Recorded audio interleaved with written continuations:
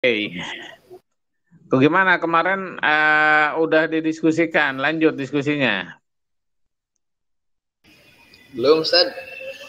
Belum Iya. lanjut. Ilham kagak ngerti rantai distribusi. Aduh, yang lain pada kagak ngerti. Nah ini jangan sampai timpang. Ini kan basic ya dalam ekonomi. Ekonomi itu kita intinya belajar apa aja? Coba, siapa? Azab, Muhammad Azab. Ya, Sat. Ekonomi kita itu intinya belajar apa aja? Intinya kita mempelajari etika dalam berbisnis dan ini memahami konsep distribusi dan konsumsi. Satu lagi kurang. Imam, apa Imam?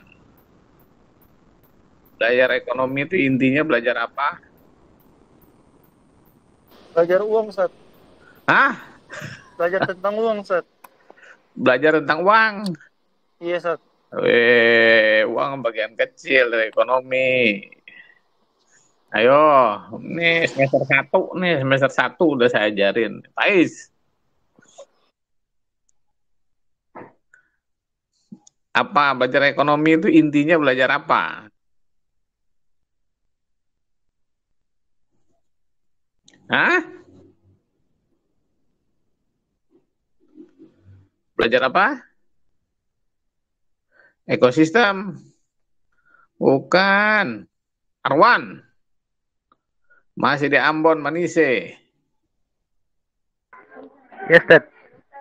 Gimana keluarga di Ambon? Ente ke Ambon sama istri? Yes, Dad. Oh, berbulan madu ya di Ambon ya. Oke, Arwan, apa intinya belajar ekonomi itu apa intinya? Yang dipelajari di ekonomi itu apa intinya? Distribusi. Terus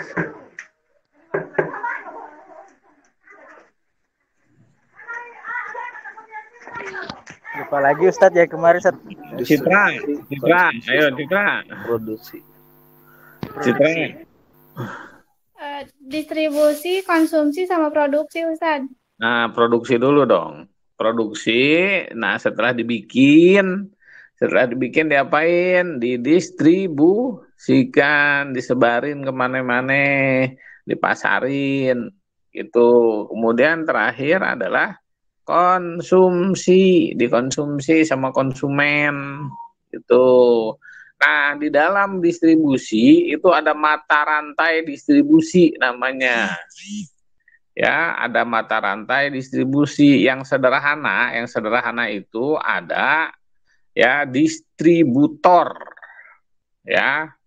Nah, itu distributor itu biasanya mereka mainnya jauh lebih besar. Ininya barangnya gitu ya. Terus yang kedua adalah agen. Ya. Kedua agen, yang ketiga sales.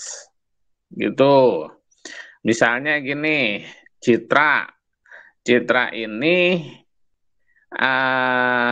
ngejual jilbab, baju koko dan lain sebagainya dari siapa? Dari konveksi, ya kan? Nah, Citra nih nanti menempatkan dirinya biasanya sebagai begini caranya. Dari konveksi itu ke Citra, ya, itu biasanya ngejualnya dalam skala besar. Ya, misalnya ada 1.000 pieces atau 10.000 pieces. Ya, 10 lembar baju atau 10.000 bar baju. Nah, Citra itu nggak ngambil untung gede. Gitu. Ngambilnya paling 5%, 10%. Kenapa? Karena dia mengandalkan kuantitas, ya. Nah, distribusi ini distributor, ya, kemudian masuk ke agen, gitu loh. Misalnya Ilham di sini jadi agen, ya, Arwan jadi agen, Imam jadi agen, Faiz jadi agen, ada 4 agen atau 5 lah biar gampang ininya. Azam misalnya jadi agen. Nah, agen ini diberi oleh Citra ya 2000 barang, maksudnya 2000 pieces barang gitu ya. Nah itu ke agen, agen biasanya ngambil untung itu 20% gitu ya. Nah dari agen dijalurkan kemana lagi? Ke sales. Nah, jadi Ilham, Arwan, Imam, Faiz, Azam itu punya sales di bawah lagi. Gitu. Biasanya mereka ngambil untung 30%. Begitu, ya. Inilah nah kemudian dari sales baru ke konsumen. Gitu. Itu namanya struktur niaga. Ya, yang sederhana tuh ya, yang sederhana, ya. Yang sederhana ya, jangan sampai mahasiswanya nggak ngerti struktur ini tadi sebagai apa, hanya sales itu bagaimana ya, jangan sampai kayak begitu terus semester 4 ini ya. Makanya makanya saya menekankan sudah antum ini semua harus praktek berdagang biar ketemu dengan masalah-masalah ya. Kalau nggak ketemu dengan masalah-masalah, ilmunya nggak kutu buku aja ilmunya jauh textbook aja kayak begitu gitu loh. Coba lihat yang biasa dagang di sini, Citra, ada Ardina, ada Fadil dan yang lainnya gitu ya. Itu mereka udah familiar dengan istilah-istilah itu dan mereka mengambil untung berapa-berapanya udah tahu begitu gitu ya. Paham yang lain? Kemarin itu belum saya jelaskan tentang mata rantai distribusi. Nah, itu ya. Sama kemudian dengan minyak goreng. Semakin panjang mata rantai distribusi, semakin jatuhnya mahal harga ke konsumen. Kenapa? Ya karena setiap mata rantai itu mengambil keuntungan, ya wajar mengambil keuntungan, yang namanya ruang dagang. Nah, pertanyaannya adalah apakah bisa mata rantai itu dipotong? Nah, nanti di dalam ekonomi mikro ya, ini kan urusan-urusan kayak begini nih, urusan-urusan detail kayak begini nih kan urusan mikro gitu loh. Nah, ini yang disebut dengan mata rantai perdagangan ini menyebabkan harga menjadi mahal. Nah, itu harus dipotong. Ya, harus dipotong. Nah, bagaimana cara memotongnya? Nanti kita diskusikan dalam perkuliahan. Tapi paling tidak Anda mengerti, jangan sampai saya menjelaskan distributor, agen, sales, Anda nggak ngerti gitu loh. Paham nggak? Halo. Paham. Paham ya. Oke. Siapa Bengkulu? Mana Bengkulu? Hadir Ustaz. Fadil. Ya. Anda kemarin setelah kuliah itu depan tempat ente ada itu tukang kopi. Nggak ada Ustaz.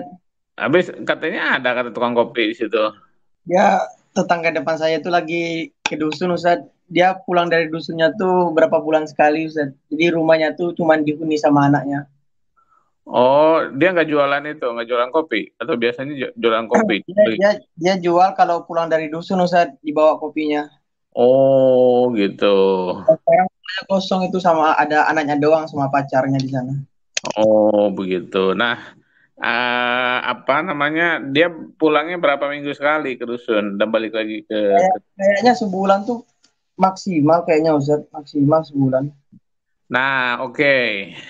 Dalam perdagangan ya dalam bentuk mikro, apa yang Anda harus lakukan ketika melihat itu?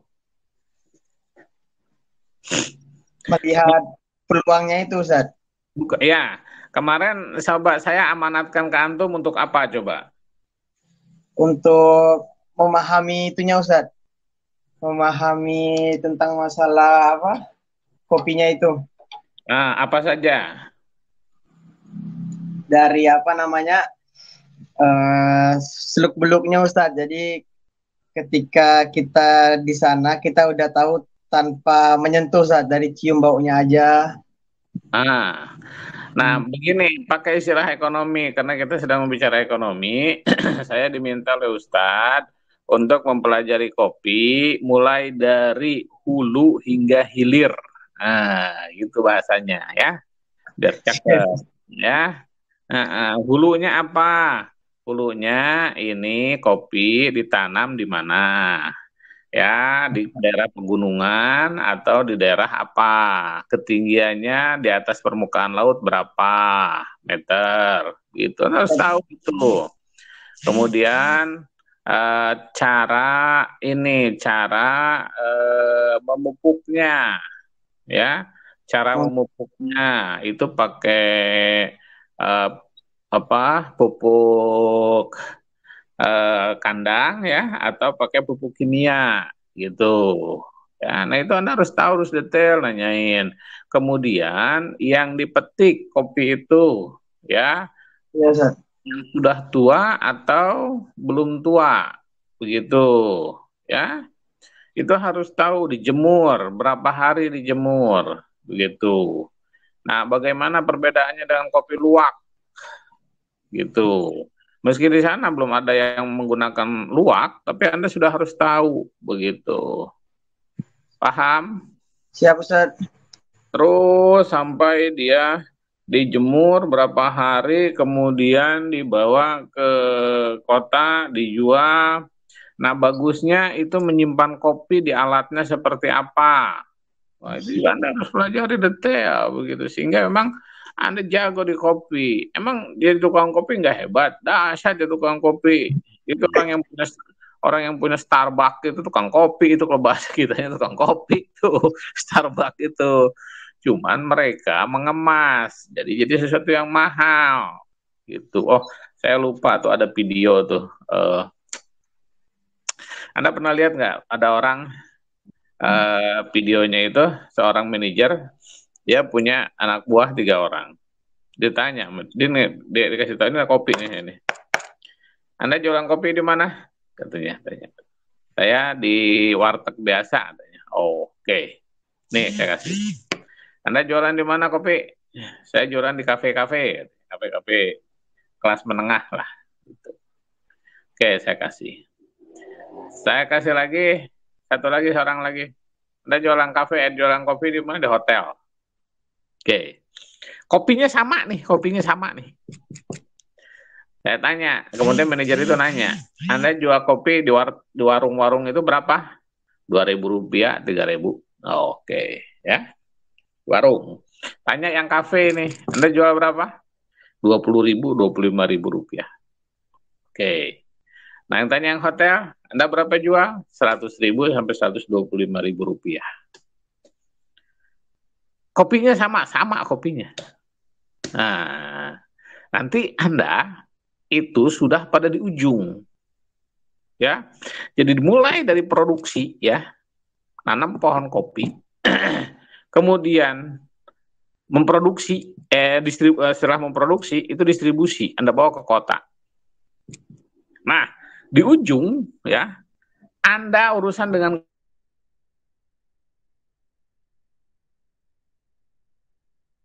itu tergantung packaging Anda.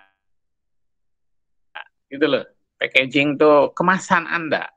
Anda kemasannya mau kayak di warteg biasa begitu, atau Anda mau kemas seperti kayak di kafe. Gitu loh. Gitu. Paham kira-kira teman-teman yang lain? Insyaallah Ustaz. Nah, ya. Nah, saya minta tetap seperti yang kemarin. Oh, berarti ini Anda 3 hari berturut-turut ketemu saya terus ya. Mudah-mudahan nggak bosen deh. Oke. Jadi ini Ardani udah masuk belum? Belum, Ustaz. Belum masuk ya.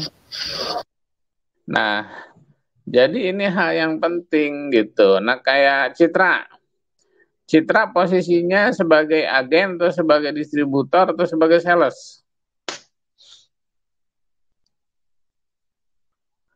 Halo,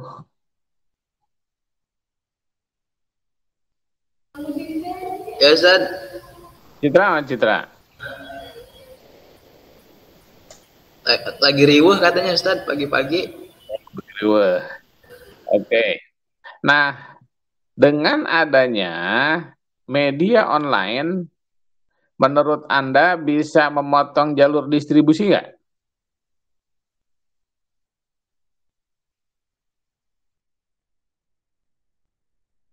Bisa Ustaz, bisa.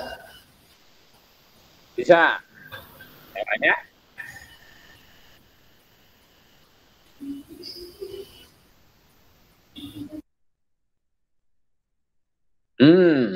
Jadi misalnya begini, misalnya kopi lah ya, gampang nih harganya nih.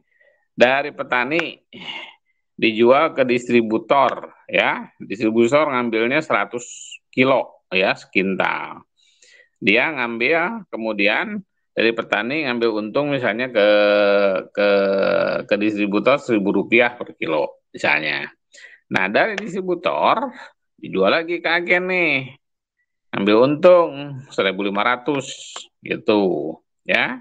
Kemudian dari agen jual lagi ke sales ya. Ambil untung lagi 2.000. Gitu. Dari sales ke konsumen ambil untung lagi 2.500. Nah, ini baru untungnya aja nih. 1.000, 1.500, 2.500, 2.000, 4.500, 4.500 tambah 2,5, 6.000, 7.000. Nah, marginnya aja udah ketahuan 7.000 tuh. Nah, sekarang harga pokok kopinya berapa? Harga pokok kopinya misalnya 5.000. Berarti sampai ke konsumen itu harganya adalah 12.500. Gitu. Gitu ya. Nah, itu yang pakai mata rantai distribusi konvensional. Itu kenapa? Ya kan dari distributor yang ambil banyak, disebar dulu kemana? Ke Pak Is, ke Imam, ke Ilham, ke Arwan. Nah, semua kan dalam menyebarkan itu kan perlu ongkos, ya, perlu ongkos, perlu biaya, begitu. Nah, perlu biaya, perlu pakai bensin, supir, resiko, bayar tol. Nah, itu maka ada kos, ya, 1.000 atau 2.000 dari agen disebar lagi ke si A, ke si B, ke si C, sama perlu ongkos, ya, sama perlu ongkos itu. Akhirnya apa? Panjang mata rantai niaganya, gitu. Tapi misalnya, Fadil, Siap Ustaz. nah itu kalau yang konvensional ya, yang ente jual konvensional kayak begitu ya, ente datang ke Jakarta bawa titipin di Ilham, di Arwan, di Imam, di Faiz, Faiz titipin lagi ke A, ke B, ke C, lama begitu. Tapi dengan adanya era digitalisasi, ente dari Bengkulu sono ya, jualan mengemas dengan sangat cantik, dengan sangat bagus, dikemas langsung didistribusikan, diinformasikan kepada konsumen. Itu berarti ini motongnya nih ke agen kepotong tuh 2.000 ya, potong lagi dari agen ke sales itu 2.000 lagi, 4.000. Nah, potong lagi dari sales ke konsumen itu sekitar 2.000, katakan 6.000 ini kepotong gitu loh ya, kepotong tuh mata rantainya tuh. Jadi Anda harga kopi Bengkulu yang Rp5.000 itu ya bisa Anda jual 7.500. Berarti Anda memotong harga sekitar Rp5.000. Langsung ke konsumen. Langsung ke konsumen. Gitu ya. Langsung ke konsumen itu. Nah, itu dalam ekonomi mikro itu diatur kayak begitu itu. Ada pengetahuannya tentang itu. Gitu. Ya, jadi Anda harus paham dulu mekanisme mata rantai distribusi. Setelah mata rantai distribusi, kemudian tahu harga, kenapa kemudian ini jadi mahal. Gitu. ya. Jadi harga tidak hanya ditentukan oleh supply and demand saja, itu secara umum, secara makro. Tapi lebih detailnya, nah ini yang membedakan antara ekonomi mikro dengan ekonomi makro. Kalau ekonomi makro itu terbatas hanya kepada supply and demand saja. Kopi Bengkulu sekarang diperlukan nggak?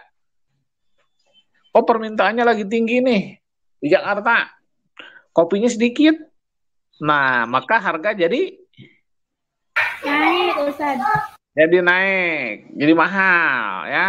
Tapi datang kopi dari Garut, datang kopi dari Jogja.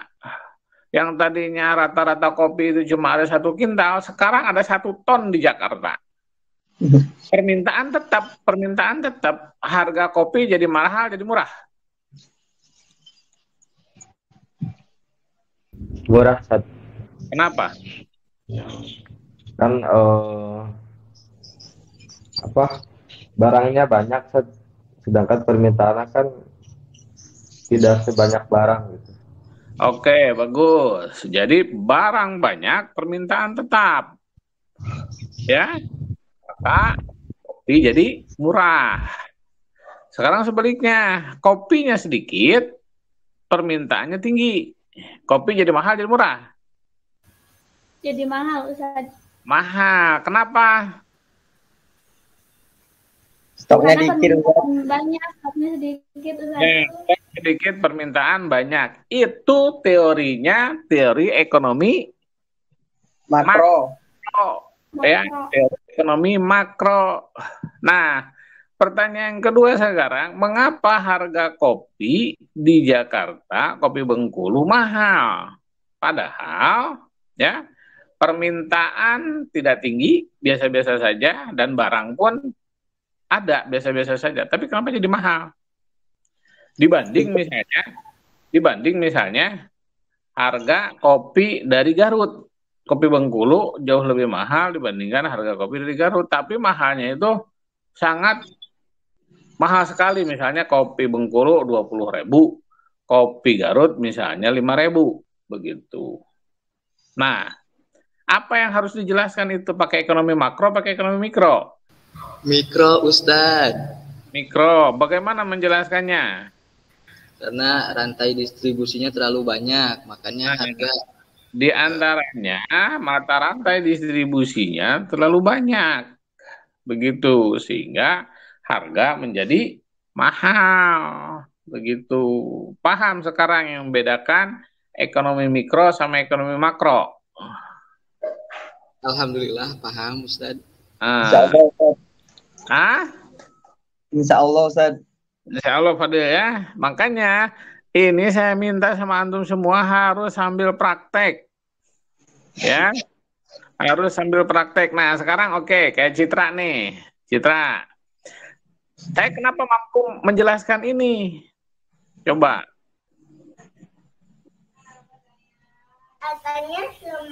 Gimana, Ustaz?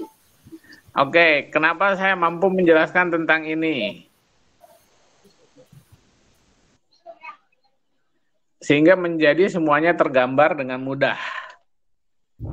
Teori dan praktek.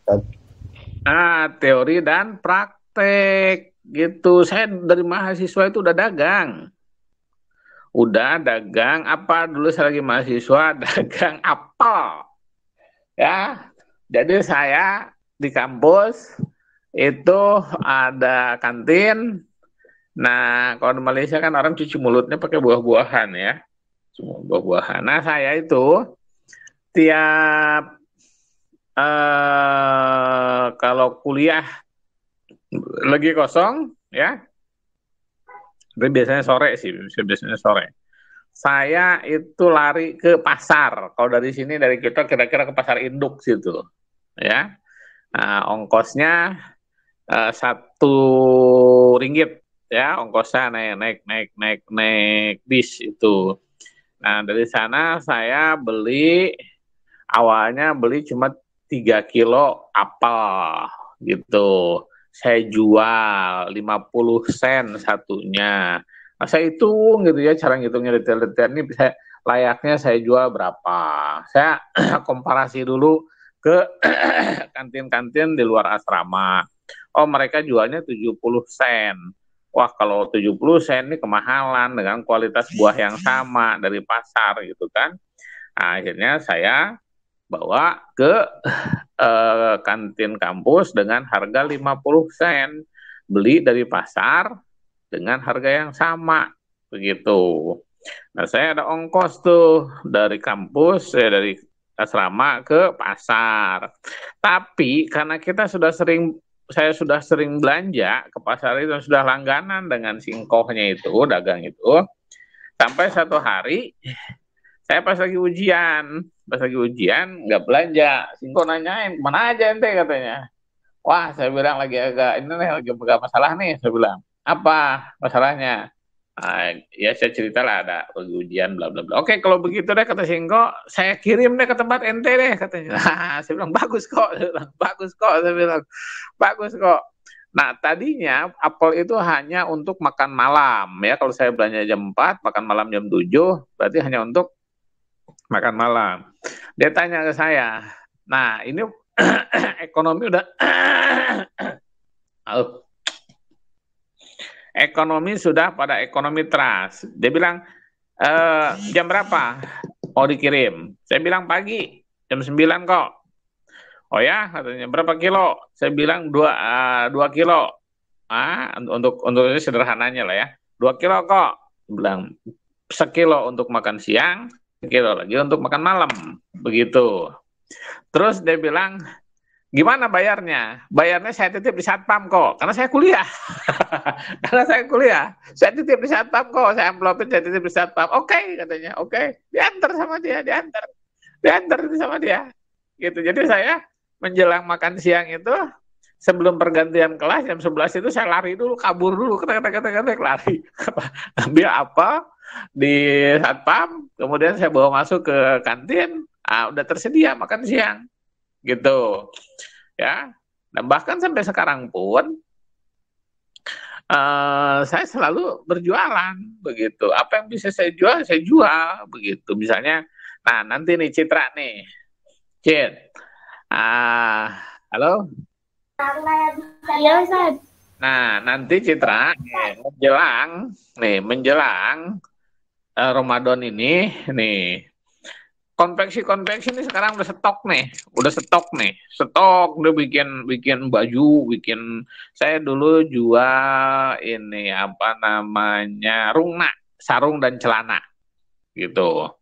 Dia bentuknya kayak sarung tapi bisa jadi celana sarungnya gitu. Itu laku berat itu. Tapi problemnya menjelang Idul Fitri ini ya. Nah, karena tahu orang konveksi tahu pasti demand itu tinggi menjelang Idul Fitri, itu demand itu pasti tinggi gitu loh. Apa yang terjadi?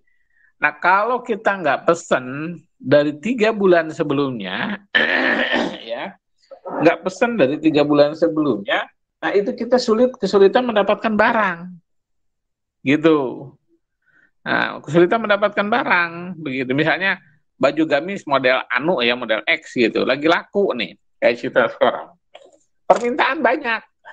Nah, tapi ada kemungkinan barang nggak ada. Kenapa? Karena si konveksi juga dia ingin harganya naik.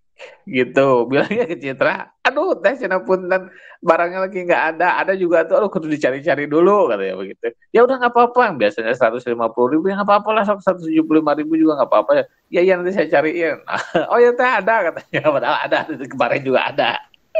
Gitu. Nah jual, nah kan yang Citra biasanya jual 175.000 karena dari konveksinya 175.000 kan nggak mungkin dijual 175.000. Naiklah menjadi 200.000 begitu. Nah, itu adalah nanti ya permainan antara di dalam distribusi ya, antara produsen ya dengan konsumen begitu ya. Nah, kemudian di situ ada unsur spekulasi. Kayak begini, misalnya rungna menjelang Ramadan itu pasti permintaan tinggi. Dan kalau kita order pesennya sebulan sebelumnya, hampir bisa dipastikan konveksi nggak mau jahitin. Mau kenapa? Banyak ini hanya apa? Apanya? Orderan jahitannya tuh banyak sekali gitu. Maka kita harus pesan ya 3 bulan sebelumnya. Gitu. 3 bulan sebelumnya. Nah, stok 3 bulan sebelumnya dan tentu saja harus menyediakan uang untuk menyetok itu. Gitu. Nah, stoknya misalnya kalau kita biasa jualan seminggu itu laku 100 selana begitu. Maka ketika Ramadan sampai ke Idul Fitri, maka kita akan laku misalnya 1.000 atau 5.000 piece gitu loh. Maka kita harus stok itu sejak 2 bulan sebelumnya atau 3 bulan sebelumnya. Kita order ke konveksi. Nah, kita harus sediakan uangnya, kita harus sediakan bahannya, kita bayarnya. Nah, maka semakin kita terpacu untuk bagaimana mendistribusikan itu. Nah, tentu saja distribusi jualan yang cuma 100 piece dengan yang 5.000 piece kan beda begitu. Nah, di situ ada dinamikanya. Oke, Citra, jualan sudah sejak kapan? Sejak kelas 2 Mu'alimin, Ustaz. Pernah menghadapi masalah seperti itu nggak? Pernah pas Lebaran kemarin, Ustaz. Yang saya ceritakan kan begitu kan, orang pada ingin belanja, Ya, kita Citra mau ini. apa, Ustaz? Gimana, Iya, Ustaz? konsumen meminta misalnya jilbab lah ya.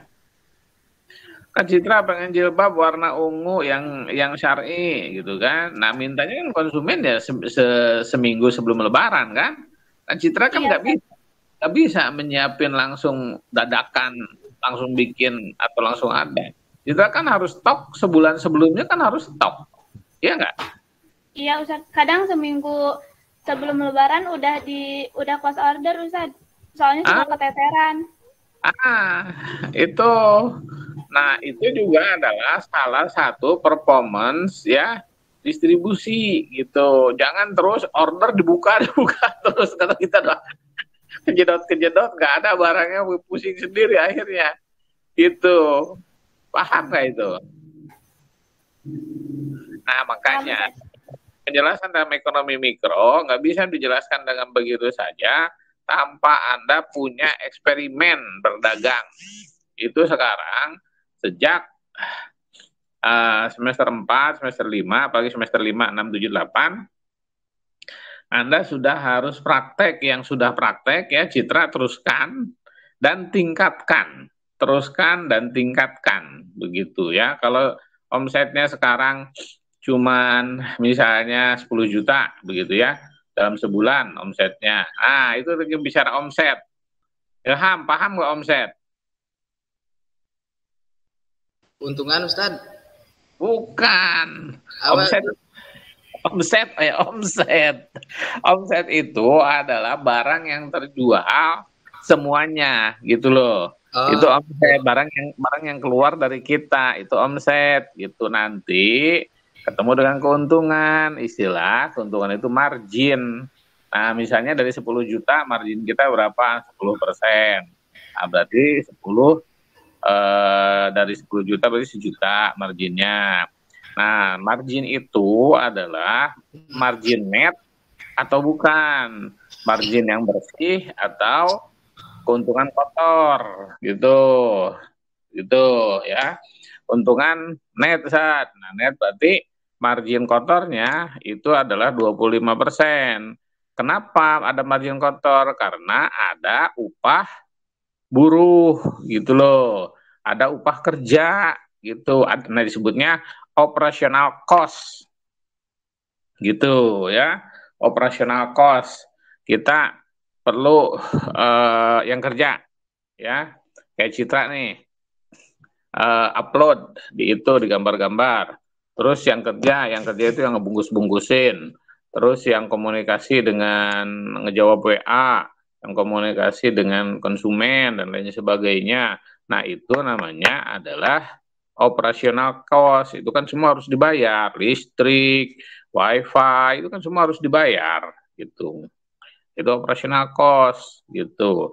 Jadi itu adalah ngambil keuntungan 25% itu keuntungan kotor gitu. Netnya bersihnya itu adalah 10% begitu. Paham? Insya Allah Ustaz. Ya, jadi ini kebanyakan istilah nanti ente bisa muntah sendiri kalau nggak praktek. Kalau nggak praktek ya, kalau nggak praktek ya.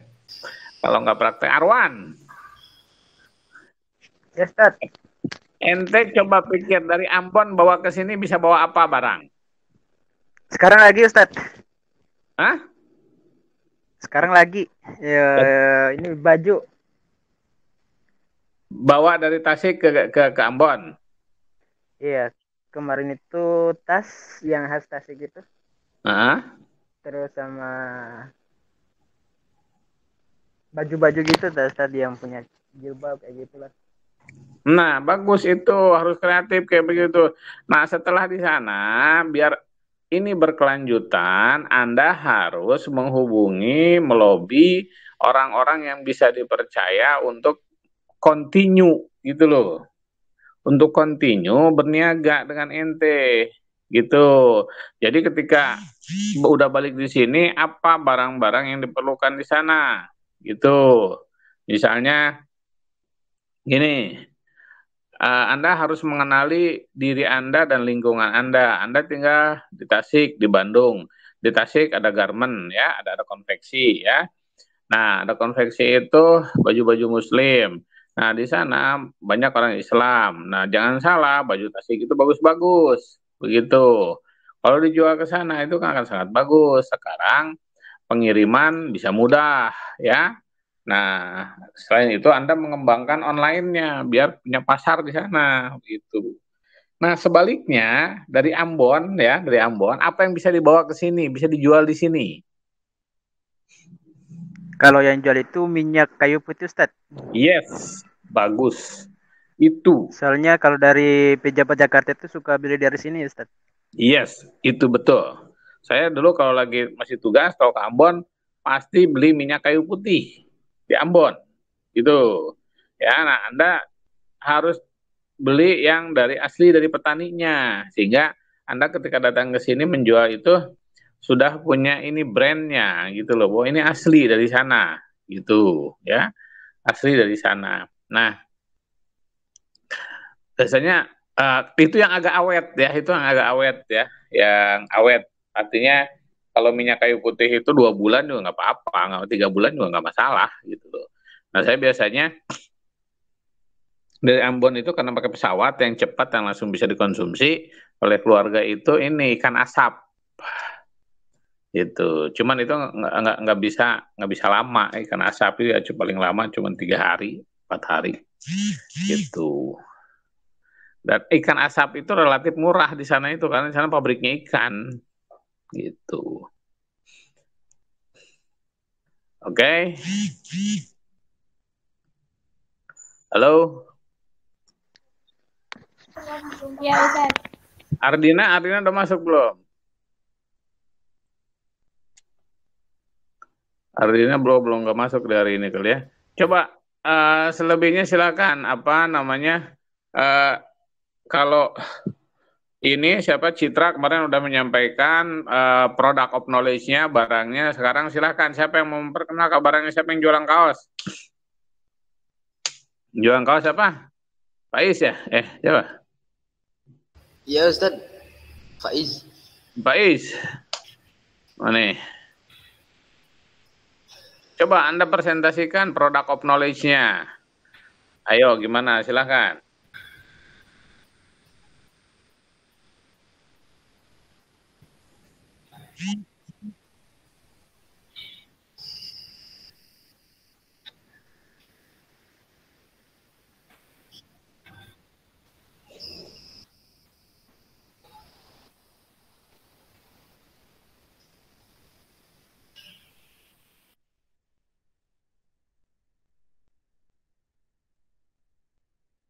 Jangan bicara dengan saya, dengan teman-teman silahkan. Anda meyakinkan teman-teman kalau jualan kaos Anda itu bagus. Coba jelaskan itu. Jangan ke saya, jangan bicara ke saya. Ya, ajak. Hah? Yang jualan kaos? Yang jual- Oh, iya, iya produksi kaos Pang PKS itu kan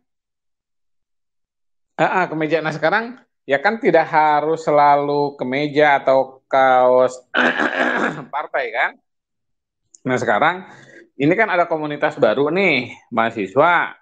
Nah masing-masing itu akan jadi sales gitu loh, gitu. Nah antum juga selain memproduksi, bagaimana menjadi distributor gitu.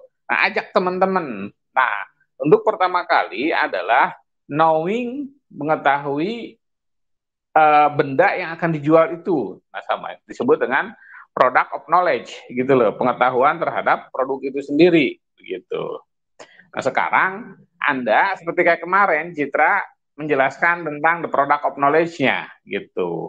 Nah, sekarang Anda silahkan ke teman-teman ajak yang lain untuk memproduksi itu gitu. Silahkan.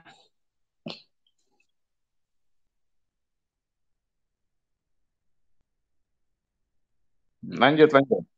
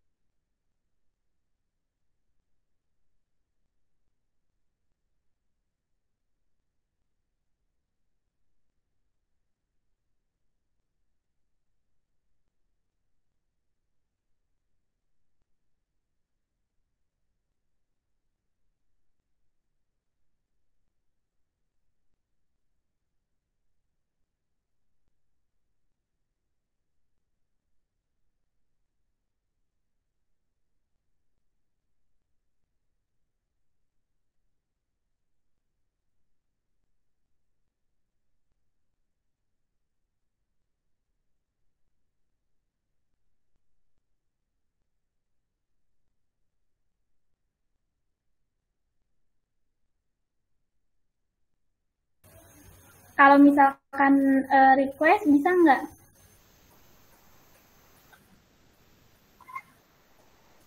Berapa kira-kira? Maksimal, minimal.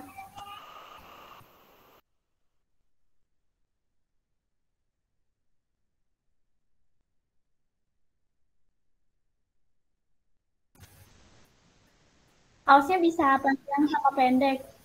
Bang, Kaosnya bisa panjang sama pendek. Hmm.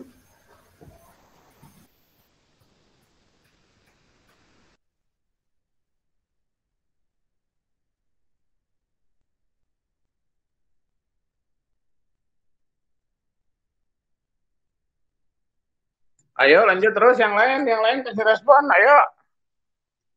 Ilham, Arwan, Rifki, Ahmad, Fadil, Azam. Ayo ini bicara, bicara. Pak Yang Is diam tadi aja. tuh jadi konveksi ya?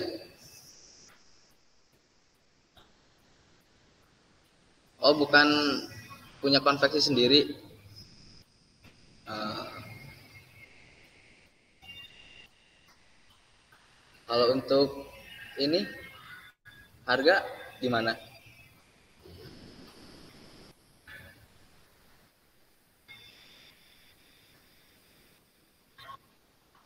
Hmm. Oh, jadi bahan sama jumlah banyaknya permintaan itu mempengaruhi harga. Eh,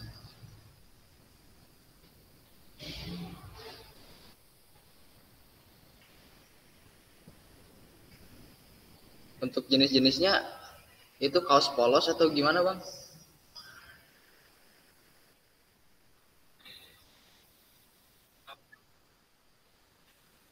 Hmm.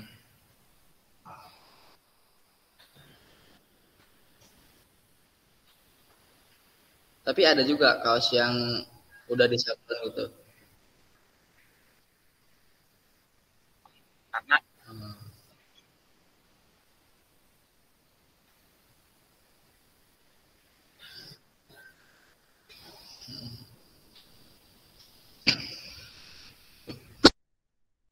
Kalau bordir itu harganya per huruf atau ukuran berapa gitu? Kalau untuk harga bordiran itu hitungannya per hurufnya atau ada ukuran tertentu berapa senti gitu?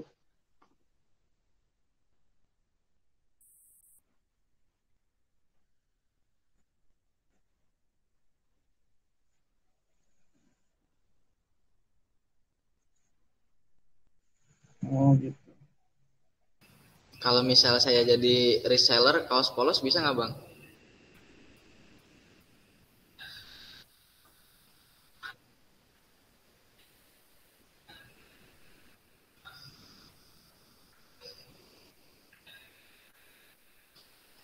Hmm.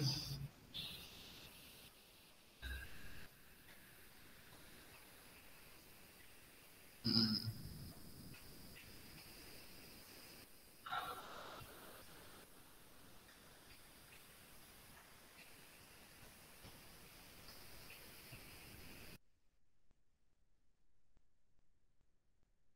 Hal tersulit dalam produksi apa bang? Hmm.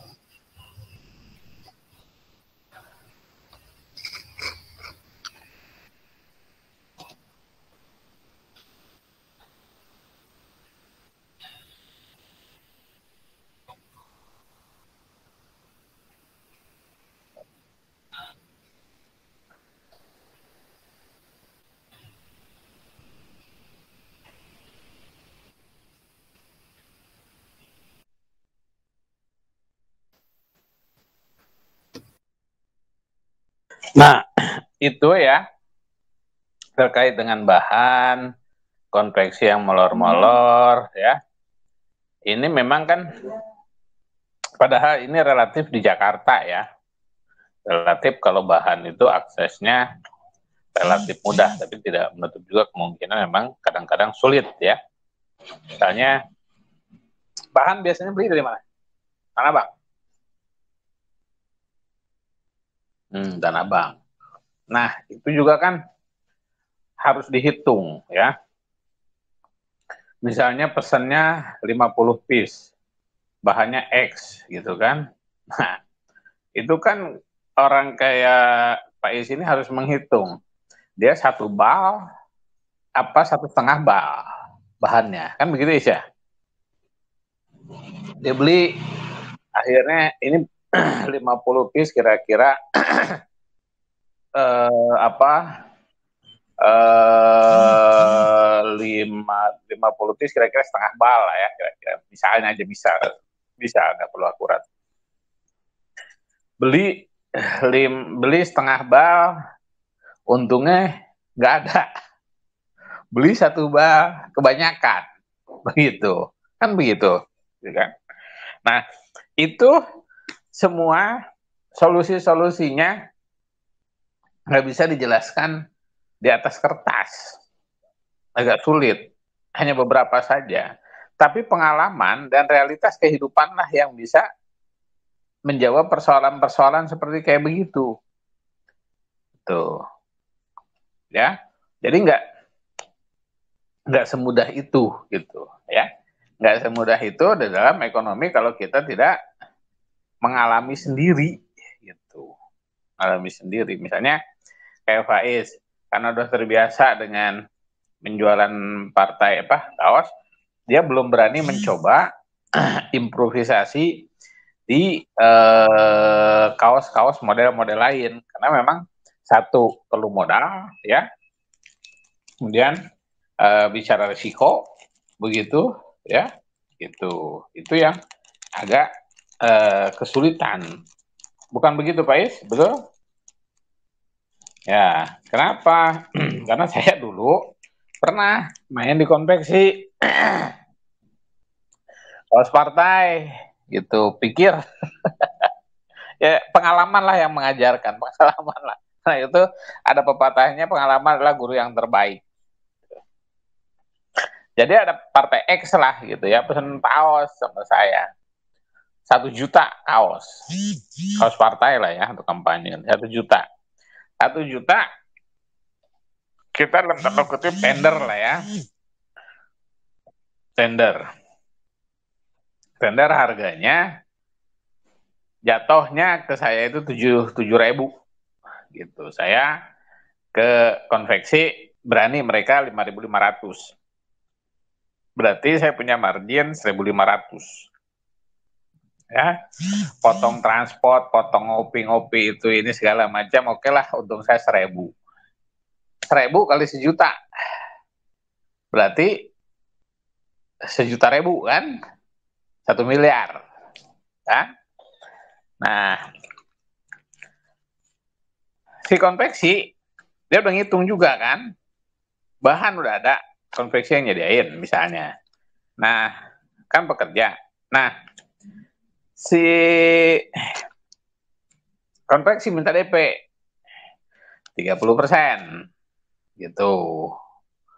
Nah, saya kebetulan uangnya bukan uang saya, ini uang teman gitu. Dia minta setengah-setengah sama saya untungnya. Oke, saya bilang jadi.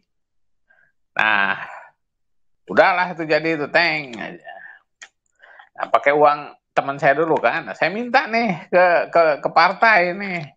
Bos, saya bilang minta DP nih. Konveksi nih, gini.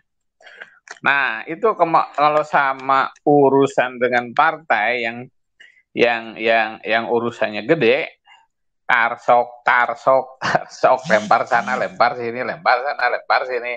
Oh, bendahara, katanya bendahara kagak ada. Oh, sama bendahara 1, bendahara 2. Wah, ini alamat kagak beres. Akhirnya itu barang udah jadi. Teman saya nih, oke nggak apa-apa lah, kata gue, gue jadiin aja dah, katanya. Dia yang bayarin tuh. Berarti sekitar 5 miliar. Dia bayar, yes. Nah, ini partai kagak mau nembus juga ini. Wah, kalau mati saya mati nih, saya bilang ini mati nih. Mau jadi untung bisa jadi buntung ini, saya bilang ini. Nah, itu ke bendahara lah, ke yang tendernya itu. Nah, saya pusing, akhirnya saya datangin ketua umumnya.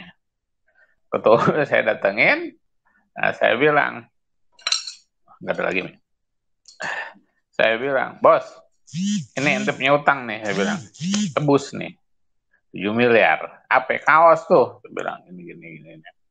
Nah, saya nggak cuma lagi situ aja. Saya bilang begini, karena itu kaos itu peruntukannya untuk di Jawa Barat.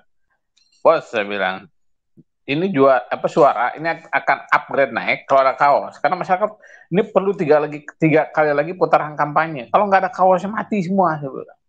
Wah, gelisah lah itu loh ketua umumnya tuh. Wah, saya kasih deskripsi, saya kasih gambaran akan menang, bla bla bla bla bla gitu. Di situ ya ngecap juga begitu kan. Akhirnya walhasil diambil juga tuh sama dia, dibayar sama dia kan, alhamdulillah. Nah, cuman pelajarannya bagi saya, setelah itu saya nggak berani lagi main kaos partai dengan partai-partai, ya banyak partai lah, ya, karena resikonya semakin untung Anda semakin resiko tinggi, gitu. Pak Is pernah tender order kaos paling banyak berapa?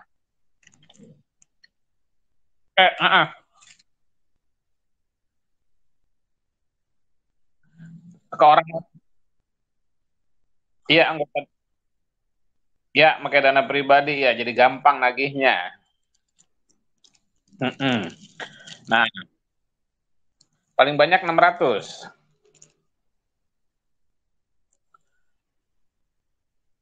Oh, ada kalender juga.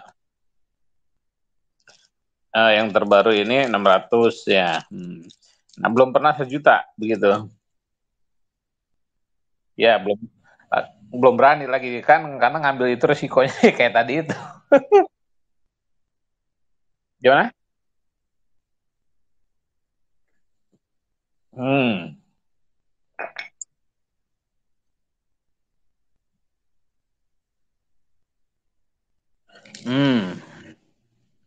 Gitu ya. Itu satu, persaingannya ketat. Untungnya juga emang kecil tapi banyak gitu ya. Untung kecil tapi banyak. Gitu.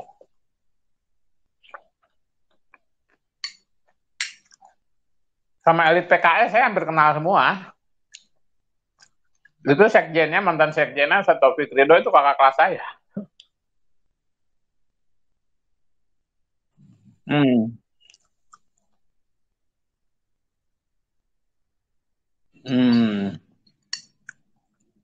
Betul.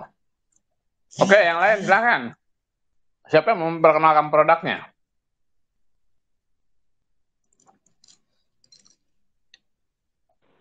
Produk apa, Ustaz? Apa aja? Ini Anwar. Baru masuk Anwar. Enggak, Ustaz. Dari tadi, cuman lagi di jalan tadi, saya udah chat di Meet nih. Iya, kemarin hadir nggak ya? Kemarin saya kira jam 7:30, Ustaz. Saya juga ganti HP itu kan, HP satunya Ustaz. Jadi nggak dapat di grup gitu saya kemarin. Oke, Anwar tinggal di mana? Di Jambi, Ustaz. Di Jambi? Ya. Jambi punya produk apa? Punya produk tempoyak, Ustaz. Apa? Tempoyak. Apa itu tempoyak? Tempoyak itu salah satu khas makanan Jambi, Ustaz. Cemana itu tuh? Jadi tempoyak ini salah satu hasil fermentasi durian gitu, Ustaz.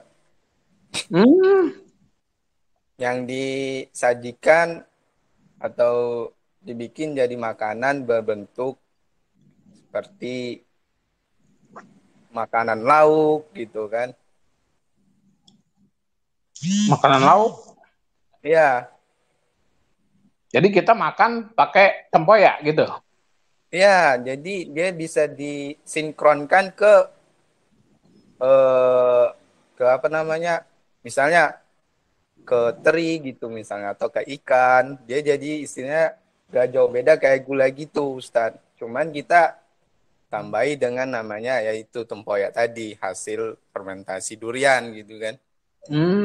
Berapa lama fermentasinya? Fermentasinya sih paling tidaknya seminggu gitu kan, tergantung kita mengasih apa namanya tuh, ada nama obatnya tuh, Ustaz. Karbit. Karbit kalau Jawa disebut karbit. Saya lupa sih namanya, Ustaz. Saya juga kurang mengerti cara bikinnya kan, cuman tahu sedikit gitu. Nah, ini antum tertinggal ini sudah. Jadi mata kuliah mikro. Jadi antum ini 3 hari dengan saya, ya. Kuliah mikro, makro, sama antropologi, sosiologi, ekonomi syariah, gitu, ya. Paham, Ustaz. Nah, saya pengen nanti semester depan kalau tidak ada arah melintang ya, Agustus begitu, kita offline. Memang disuruhnya semester depan. Ya, Agustus, sekitar Agustus lah. Oh, 6 saat. Nah, tapi dari sekarang kita sudah mulai berlatih offline yang khususnya dekat-dekat di sini, ya. Berarti tidak ada paksaan sama yang jauh, Ustaz ya? Sementara sampai Agustus. Ya, kita lihat perkembangannya nanti. Nah, di samping itu yang saya inginkan, ini kan hukum ekonomi syariah ya. Dua disiplin ilmu yang disatukan yang bisa bikin antum hebat gitu. Nah, saya tidak ingin Anda mabok kepayang dengan istilah-istilah gitu. Yang istilah hukum, dari istilah ekonomi. Tadi saya sudah menjelaskan tentang mata rantai distribusi. Oleh karena itu, ya, antum harus berdagang. Oh, harus jualan. Kayak berjualan, Ustaz. Jualan apa? Saya berjualan di toko ibu saya. Iya, jualan apa? Jualan herbal. Oh, herbal. Herbalnya herbal apa? Salah satu produk herbal yang utama di toko kami yakni minyak kutus-kutus. Wah, apa itu? Mantap Salah kan? Ya, minyak kutus-kutus ini ya salah satu minyak balur.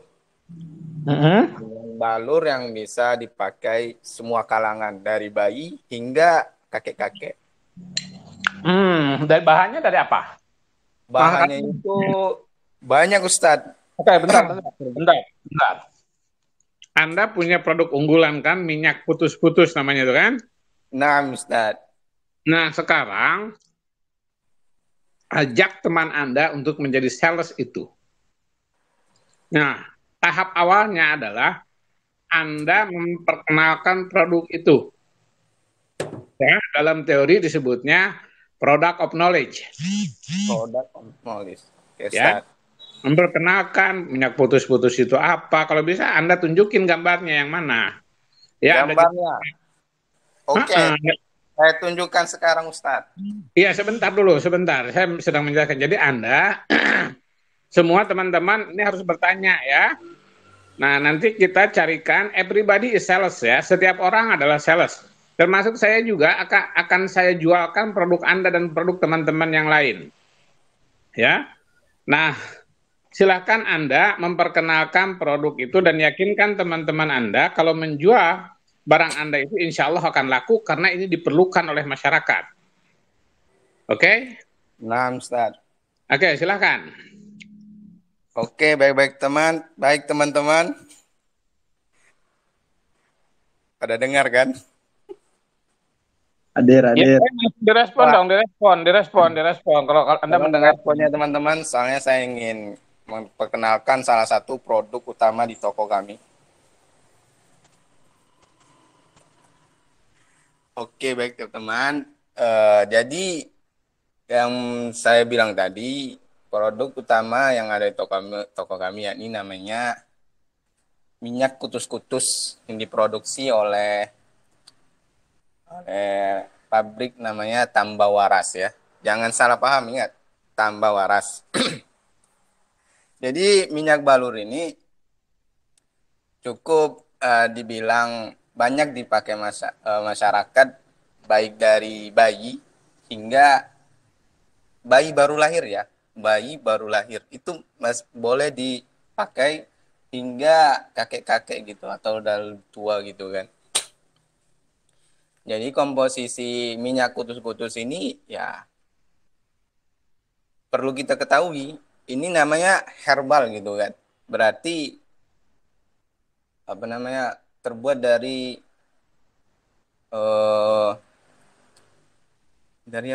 istilahnya tuh dari tanaman-tanaman gitu kan. Yang punya banyak manfaat. Contoh seperti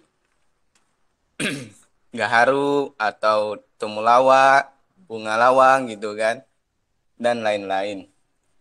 Jadi minyak kutus-kutus ini banyak manfaatnya, insya Allah, seperti asam urat gitu, rematik, kesemutan atau pegal bagian badan, atau gangguan pencernaan, batuk, dan lain-lain. Dan adapun kelebihan salah satu minyak kutus-kutus ini yakni ini jujur ini dari kebanyakan customer yang ngomong sendiri ya, yang pembeli ngomong kepada kami bahwasanya minyak kutus-kutus ini alhamdulillah tidak bau gitu. Maksudnya tidak bau kayak mana seperti yang lainnya gitu kan. Sangat minim akan baunya gitu. Jadi sangat cocok gitu kan. Dan itulah yang membuat minyak kutus-kutus ini banyak dibeli oleh masyarakat gitu.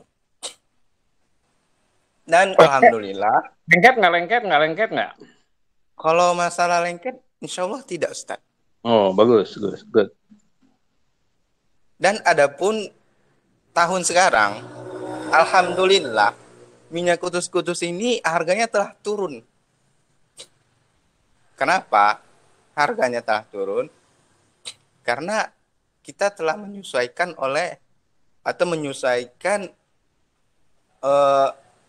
kebutuhan masyarakat. Yang dahulunya harganya 230, sekarang menjadi 170. Wow, gitu kan. Semenjak harga turun, alhamdulillah banyak pembeli yang datang. Dan di sini pun banyak promo-promo gitu. Seperti beli 2 gratis 1, buy 2 get 3 gitu kan. Beli 1 dapat sabun. Pokoknya banyak reward apabila kalian membeli kepada kami. Adapun selain kutus-kutus, dia mempunyai saudara gitu, yang gak jauh beda sama kutus-kutus dan diproduksi sama oleh dari pabrik tambah waras, ya namanya Tanamu Tanami. Yang awalnya kutus-kutus ini minyak balur dan sangat, ya dibilang sangat banyak dipakai untuk seperti pegal-pegal dan lain-lain. Adapun Tanamu Tanami ini minyak juga, minyak balur, akan tetapi dia lebih sensitif ke kulit. Maksudnya sensitif ke kulit, yakni seperti apabila salah satu dari masyarakat terkena cacar atau jatuh dari motor atau ada koreng-koreng gitu kan, ada luka di kaki, insya Allah atas izin Allah, semuanya itu atas izin Allah ya, bukan karena produk ini, bukan karena produk ini yang ampuh, bukan, itu semua atas izin Allah. Insya Allah mudah akan sembuh gitu apabila menggunakan Tanamu Tanami. Adapun Tanamu Tanami ini juga bisa dibikin jadi perawatan gitu, perawatan wajah. Dan saya sendiri memakai dari sabun, minyak, dan lain-lain. Dan alhamdulillah ya beginilah kondisi saya. Yang sebelumnya saya punya pengalaman sekitar 3-4 hari yang lalu kayaknya. 4 hari lalu atau 5 hari yang lalu saya melakukan vaksin. Vaksin ini vaksin Astra apa namanya, lupa saya. Apa namanya, Sat? AstraZeneca. AstraZeneca gitu. Nah, jadi saya tanya nih ke dokternya, ini apa namanya, akibat atau apa sih namanya, gejala yang bakal kita kerasain setelah vaksin apa ya, saya tanyakan. Demam ini katanya kan, oh gitu saya bilang. Oke, saya telah divaksin nih. Setelah saya pulang dari rumah, oke, saya biasa-biasa aja kan, saya merasa kuat gitu, merasa kuat. Oke. Setelah besoknya saya langsung kerasa pengen demam gitu kan. Dan sebelum orang tua saya langsung mengingati, kamu langsung pakai kutus-kutus, dibalur bagian wajib gitu. Jadi kutus-kutus ini ada istilahnya balur wajib gitu. Cara pemakaiannya tuh siapkan air hangat dan kutus-kutus. Pakai kutus-kutus bagian telinga, badan gitu, kaki, terus diminum air hangat. Setelah itu saya bawa tidur dan alhamdulillah sehari setelahnya saya ya seperti sekarang, saya merasa sehat. Tidak merasakan namanya demam gitu. Yang katanya bakal ngerasa demam dan lain-lain, alhamdulillah saya tidak sempat merasakannya. Dan itulah salah satu produk yang dapat saya jelaskan kepada teman-teman. Dan apabila teman-teman ingin atau tertarik akan produk kami, silakan hubungi saya. Kurang lebihnya tinggal WA saya aja ya. Syukron. Silakan, ada pertanyaan. Kang Anwar, itu belinya langsung ke agen atau gimana? Soalnya di Garut harga kutus-kutus 150. Tadi di Bang Anwar kan 175. Betul itu. Bagus pertanyaannya. Oke. Jadi saya jelaskan di sini, ini produk kutus-kutus bukan hak milik saya, bukan ya. Saya di sini punya orang tua saya ya. Cuman saya ya sebagai anak ada mengertinya kan. Saya juga menjaga toko ibu saya, jadi banyak ngerti. Jadi sini saya menjelaskan. Ini memang ada peraturan dari pabrik. Seperti pabrik-pabrik lainnya gitu kan. Pasti ada namanya peraturan gitu. Dari hak jual dan lain-lain. Jadi banyak bertanya, ini kok saya belinya 110 ya? Ini kok sini murah ya? Ini murah ya gitu kan. Wow, gitu kan. Siapa yang nggak tertarik yang saya jual 170, tapi yang lain jual 110, 100.000. Siapa juga yang nggak tertarik kan akan harga segitu. Jadi saya jelaskan di sini, kami di Jambi salah satu depo ya. Salah satu dari 3 depo yang terbesar di Jambi. Jadi masalah harga di bawah 170 itu Anda bisa Anda bisa bertanya gitu. Ini asli apa tidak? Kenapa harganya 110.000 sebelum Anda membeli ya? Kenapa yang lain 170.000? Anda bisa bertanya ke dia. Nah, terus Anda juga bisa bertanya kepada saya, kenapa Anda jual 170.000 sedangkan 110.000? Maka saya akan jawab, peraturan dari pabrik kita ikutin. Adapun standarisasi jual produk kutus-kutus minyak balur itu 170.000. Kurang dari itu maka tidak bisa dipercaya. 1. Atau lebih dari 170.000 itu boleh. Tidak masalah. Yang jual di bawah 170.000 itu dipermasalahkan. Dia dapat dari mana?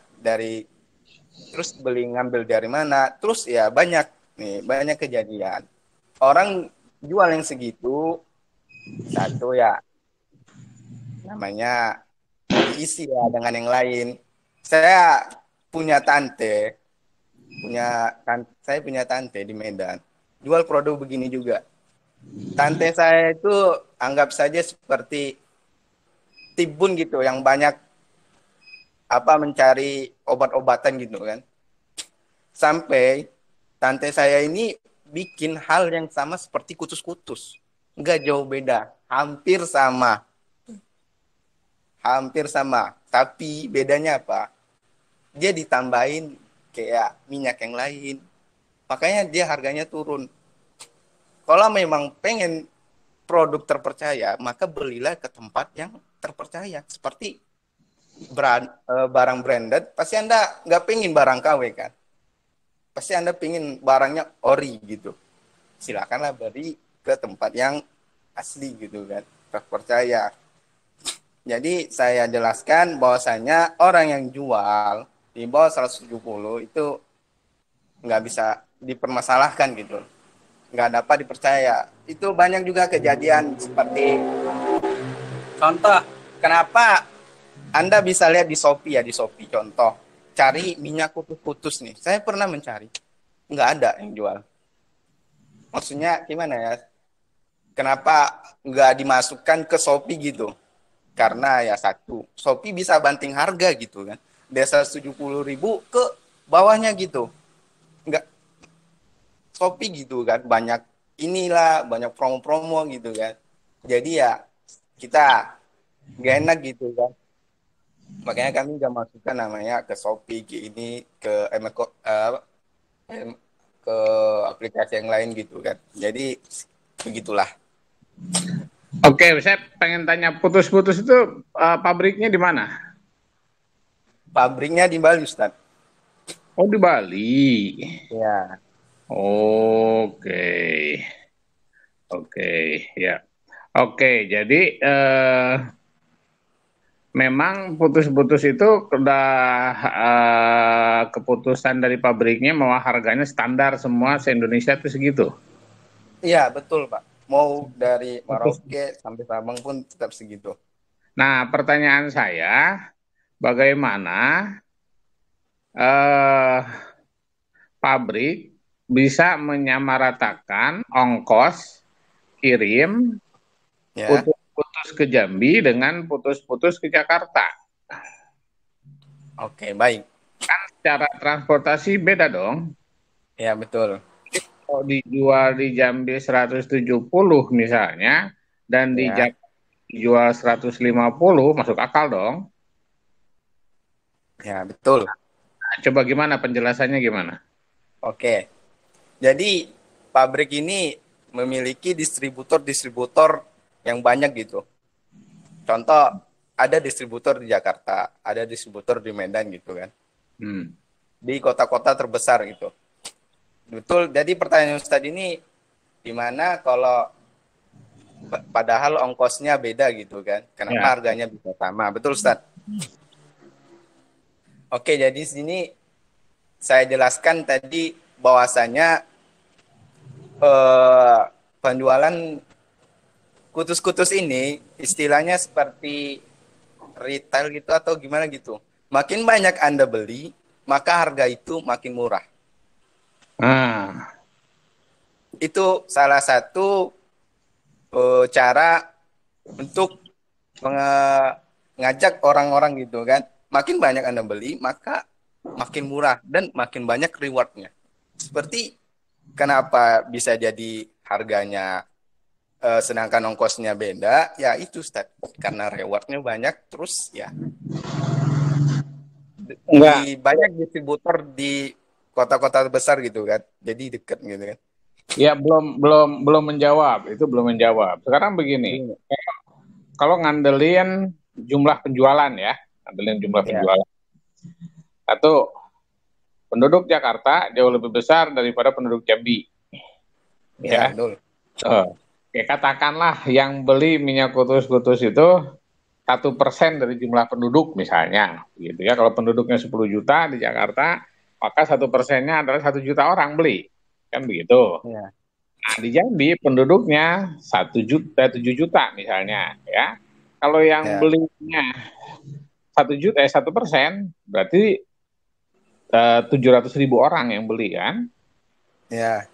Nah, tadi kan teorinya yang disampaikan oleh Anwar, semakin banyak yang beli, maka harga akan semakin turun. Itu bukan salah Ustaz, Afwan Ustaz. Bukan semakin banyak orang beli, harganya turun, bukan begitu Ustaz. Misalnya per orang itu semakin banyak Anda beli sendiri. Misalnya ini per orang Ustaz, beli produknya, maka harganya bisa turun gitu. Betul. Nah, itu bukan kan banyak orang beli gitu. Yang menentukan turun itu kan distributornya kan di kota masing-masing kan? Enggak juga Ustaz, emang dari pabriknya itu. Itu salah satu contoh aja. Iya, maksud saya. Ya. Distributor semakin banyak beli semakin turun nggak harganya bagi distributor? Iya betul ya. Semakin turun kan harganya kan? Ya. Distributor di Jakarta mampu menjual 1 juta, ya 1 juta botol misalnya. Di Jambi 700.000 orang, maka harganya di Jakarta tentu saja akan semakin turun. Kenapa? Karena dia jauh lebih banyak dibandingkan dengan di Jambi, kan begitu. Maka setiap orang yang beli, ya semakin banyak dia membeli, maka akan semakin banyak diskonnya, kan begitulah kira-kira, kan begitu. Nah di Jambi juga sama. Nah, artinya secara proporsional jumlah pembelian orang di Jambi, Jakarta masih kalah banyak kan? Kalah banyak, ya betul. Iya, berarti wajar dong kalau di Jakarta semakin murah.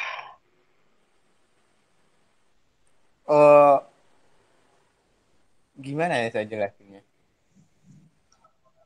Maksudnya semakin murah ini gimana Ustaz?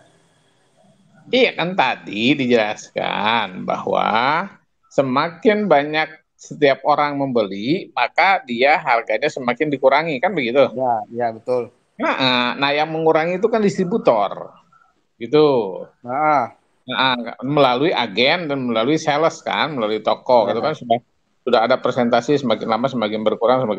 Anda pun di sales di situ semakin banyak Anda menjual, maka diskonnya semakin besar, kan begitu. Nah, dan tentu saja Anda juga melempar ke konsumen. Semakin konsumen banyak membeli, semakin di diskon juga, kan begitu. Iya. Nah, jadi itu hal yang wajar. Nah, makanya tadi pertanyaannya adalah belum terjawab. Mengapa di Jambi dijualnya 170.000, sementara di Jakarta 150.000? Gitu. Padahal yang kasat mata saja dari segi ongkos distribusi dari Bali ke Jakarta sama dari Bali ke Jambi itu jauh lebih mahal ke Jambi.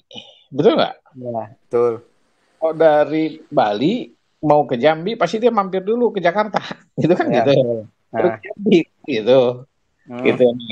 Itu yang belum terjawab. Begitu ya. Oke. ya. Nah, inilah makanya Pak Anwar ya. Nah, ya. Ya. Saya minta kepada semua mahasiswa harus dagang. Ya. Siap.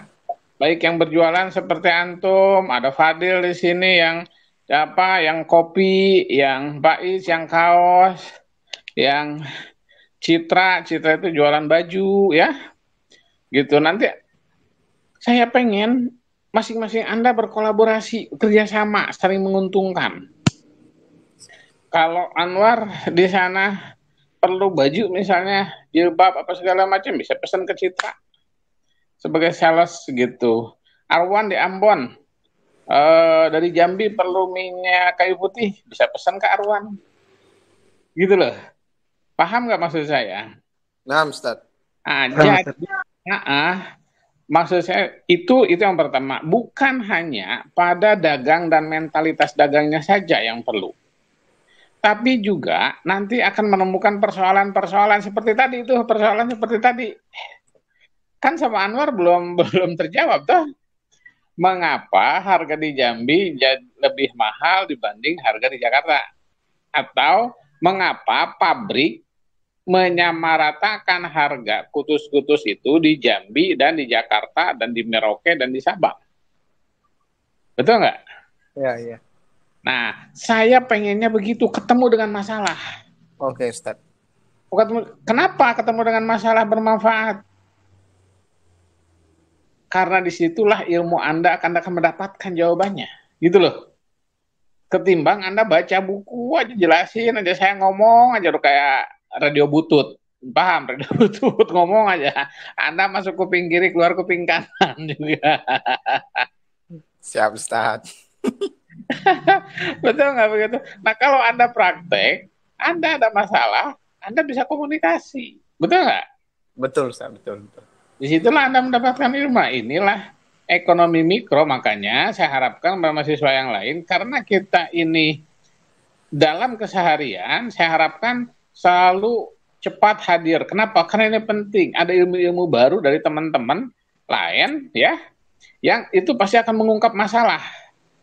Dan kebetulan saya juga adalah orang yang berdagang, orang yang berbisnis, gitu loh, sehingga tahu saya seluk-beluknya, gitu. Ya, paham semuanya? Paham, Ustaz. Nanti ada Ardani, apa namanya tuh? Ardina, Ustaz. Ardina, nanti ada Ardina juga. Nah, itu dia tentang mebel, ya. Mebel. Nah, maksud saya nanti saya mau bikin himpunan mahasiswa jurusan, ya. Digabungin dengan KPI, ya, digabungin dengan HES, mau bikin marketplace khusus mahasiswa yang jualan. Gitu, khusus mahasiswa yang jualan. Apa saja dijual di situ. Gitu. Nanti semakin lama semakin tersebar, semakin besar. Dan seterusnya. Ustaz. Ya. Ustaz, saya kan punya reseller di Papua, Ustaz. Nah, harga saya jualan di Garut sama di Papua emang lebih mahal di Papua, Ustaz, karena itu masalahnya di ongkir, Ustaz. Iya, ongkir ke Papua lebih mahal daripada ke Garut. Iya, makanya itu kan logis dong, wajar dong, karena ongkir ke Papua itu lebih jauh. Maka kalau di Jakarta atau di Jawa Barat dijual misalnya 100.000, di Papua bisa 150.000, wajar. Maka ya, Ustaz, kalau misalkan soal minyak kutus-kutus kan saudara saya juga termasuk orang yang konsumsi, Ustaz. Kalau dia suka belinya emang 150, Ustaz, di sini. Ya, Dan emang dari sananya emang 150. Di Garut semua yang jual 150, Ustaz. Iya, makanya jawaban Anwar itu tadi seharusnya adalah ya wajar Citra kalau di Garut dijualnya 150 karena kan pabriknya di Bali. Ke Garut dengan ongkos ke Jambi kan beda gitu. Nah, intinya Kalau balik Garut mungkin dekat Ustaz ya, transportasinya lebih banyak gitu. gimana? Iya, maksudnya Bali Garut itu transportasinya gampang gitu Ustaz. Iya, Lebih satu dekat gitu. gampang, yang kedua lebih dekat. Kan begitu. Jadi kalau harganya 150.000, ya masuk akal dong. Dibanding dengan ke Jambi. Oh, ke Jambi kan lebih jauh. Kah harganya 170.000 gitu. Gitu. Makanya saya agak aneh tadi pas lihat tanyaannya kebijakan dari pabrik. Harganya rata di mana-mana 170. Nah, itu ada kemungkinan Anwar salah baca ya. Karena secara teori ekonomi itu nggak mungkin. Gitu. Coba Anwar silakan. Jadi begini Ustaz, banyak yang komplain gitu kan, seperti reseller gitu kan. Reseller tuh banyak yang udah malas gitu jual gitu. Oh ini yang lain jual 150.000 gini katanya kan. Jadi ya namanya juga peraturan ya. Ya kita kan mengikuti peraturan satu. Adapun masalah promo-promo ini juga sebenarnya bukan dari perorangan gitu bikinnya, tidak gitu kan. Memang juga dari pabrik gitu kan atau dari distributornya. Maka dari itu sebenarnya yang jual di bawah 170.000 ya salah satu itu ya kayak saya bilang tadi bisa apa namanya, bisa dipermasalahkan atau gimana gitu kan. Dan adapun seperti kami gitu misalnya depo atau gitu, itu apabila ketahuan itu bisa Oke, paham. Jadi gini, karena waktunya sudah hampir habis, sudah habis. Jadi coba Anwar dicek lagi ya, Nanti tanya ke orang pabriknya, Mas, saya bertanya, ongkos Bali Jawa Barat, ya, ongkos Bali Bandung atau Bali Jakarta, sama nggak sama ongkos ke Bali Jambi? Coba tanya begitu. Ya. Kenapa? Karena di Jakarta dijual 150.000. Nah, di Jambi 170.000 gitu. Wajar dong? Ya? Wajar nggak? Kalau dijual 170.000 ya wajar lah, karena ongkosnya dari Bali ke mana? Ke Jambi jauh lebih jauh. Nah, kalau si orang salesnya ini yang dari pabriknya itu bilang, enggak kok, kalau di Jawa Barat atau dimanapun di Indonesia sama 170.000.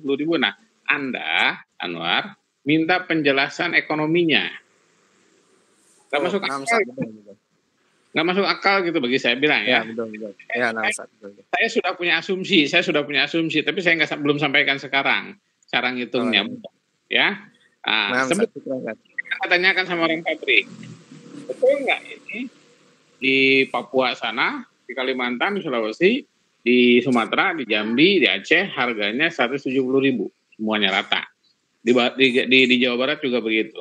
Kalau dia bilang iya, coba kasih penjelasan sama saya secara ekonomi. Ekonomi maksudnya transportasinya. Yang sederhana kan? Gitu. Paham? Paham? Paham. Jadi saya senang ketemu dengan masalah. Gitu. Karena dari masalah-masalah itu kita akan menggali ilmu kita. Oke? Ya? Nah, Ustaz. Oke, itu saja semuanya, dan pekan depan silahkan sekali lagi Anda di luar jam saya ya, nanti ambil jam sendiri Anda mendiskusikan bagaimana Anda bisa berembuk merumuskan penjualan. Everybody is sales. Setiap orang itu sales. Misalnya Anwar karena biasa jual herbal, karena ini menjelang Lebaran, misalnya mau jual baju koko, ya boleh nggak? Boleh. Sama Citra pesan baju kayak begini ada nggak? Misalnya lagi tren nih di Jambi nih gitu kan. Oh ya ada nih, jualan deh baju koko. Boleh nggak? Boleh Ustaz. Boleh. Arwan setelah Lebaran, mau Lebaran di Ambon di sana. Baju apa nih yang ngetren di Ambon? Pesan sama Citra. Cit, ada baju kayak begini nggak? Baju untuk anak-anak kayak begini ada nggak? Begitu, ya. Jadi satu sama lain saling jualan. Karena tanpa berdagang Anda tidak ada punya jiwa entrepreneurship. Sudahlah kita ini umat Islam ini sulit berharap lah. Saya berharap antum semua karena mulai kuliah di STIP jurusan itu untuk berdagang, jaga insya Allah siapa yang akan tahu kalau nanti Anwar jadi konglomerat, Fadil jadi konglomerat, Faiz jadi konglomerat, Ilham jadi konglomerat, Citra jadi konglomerat, Arwan, Muhammad Azam, Hadar, dan ini semua jadi konglomerat. Siapa yang tidak bangga? Saya sebagai guru Anda akan meninggal dengan meninggal tersenyum. Kenapa? Karena telah melahirkan muzaki yang bisa meneruskan perjuangan umat. Gitu. Kalau ente semua jadi konglomerat kan nanti pasti ngeluarin zakat, sedekah, infak kan? Betul nggak? Betul Ustaz. Nah, begitu ya. Oke, itu saja ya.